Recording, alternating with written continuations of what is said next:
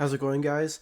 Today I'm going to be showing you guys a very quick and simple effect you can do. It's not really an effect, but just a strategy that you can do when editing your YouTube videos that will up the production value immensely. And okay, so this is also going to be a mini lesson into actually how YouTube values your work. So the two very important metrics that YouTube cares about a lot in the algorithm is watch time and average view duration. So what average view duration, that's simple. What that is basically the average amount of time that people spend watching your video. So if somebody watches your video for 1 minute and then another person watches it for like 9 minutes, the average would probably be somewhere like 4 minutes. But obviously you're going to have lots and lots of people watching, so it'll be more like some people click off at 30 seconds, some click off at 8 minutes, whatever, stuff like that. So the average view duration is immensely important,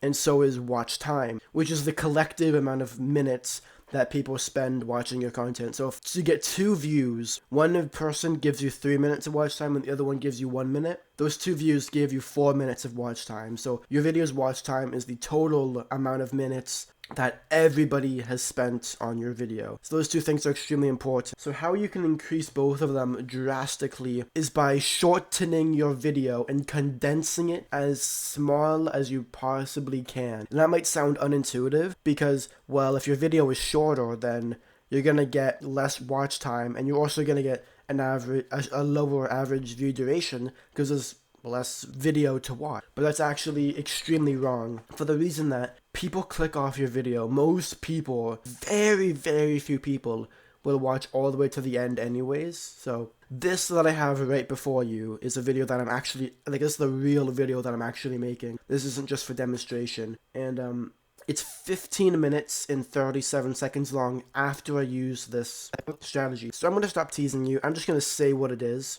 Okay, so the audio isn't showing up. The audio wave lines usually, okay, here we go. So usually I have my Davinci set up so that, right, any gap that's like 10 frames, I can easily use Control B, and then just delete. So pretty much what I've done, this is that 60 frames a second, by the way, as you can see, 59 and then 1 second. So 60 frames a second. If you're running at 60 frames a second, you're going to want to edit out in your voiceover audio. This is my voiceover. To a brand new series that I'm going to be starting on my channel. In your voiceover audio, you want to, because the voiceover is kind of the longest portion, if that makes sense, in the editing process, it doesn't matter what gameplay you have or what footage you have. It's good. The video stops when the voiceover stops, generally. So the voiceover is the longest bit. You want to edit out every gap that is more than 10 frames, roughly.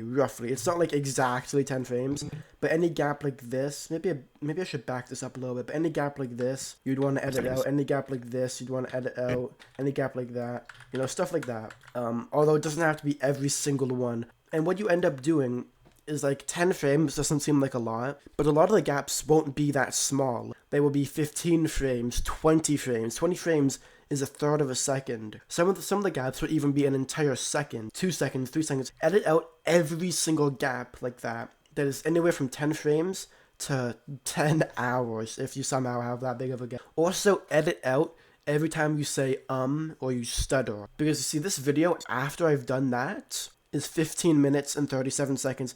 But if I take the actual voiceover audio, like before I edited it, this is the actual voiceover raw footage. That's 20 minutes. I had a 15-minute video spread out inside of a 20-minute video. Like, even just editing out 1 frame, not 1 frame, 1 second, 2 second, 10 frame gaps in audio, I've taken out 4, actually, like, straight up just 5 minutes of unnecessary, you know, talking. That's 5 less minutes that people would have had to click off. That's a much less opportunity people would have had to click off and therefore ruin my average view duration. So by basically condensing it, not only do you get more information out more quickly, but people will stay engaged. Therefore, naturally, they will watch longer on, which not only has the effect of giving you more watch time, but also a higher average view duration. Just by condensing it, right? If this is like the 3-minute mark, if I hadn't had condensed it, this would be about the 4-minute mark. Just to get this amount of information out would have been about 4 minutes rather than 3. And that sounds so silly if you don't really understand YouTube,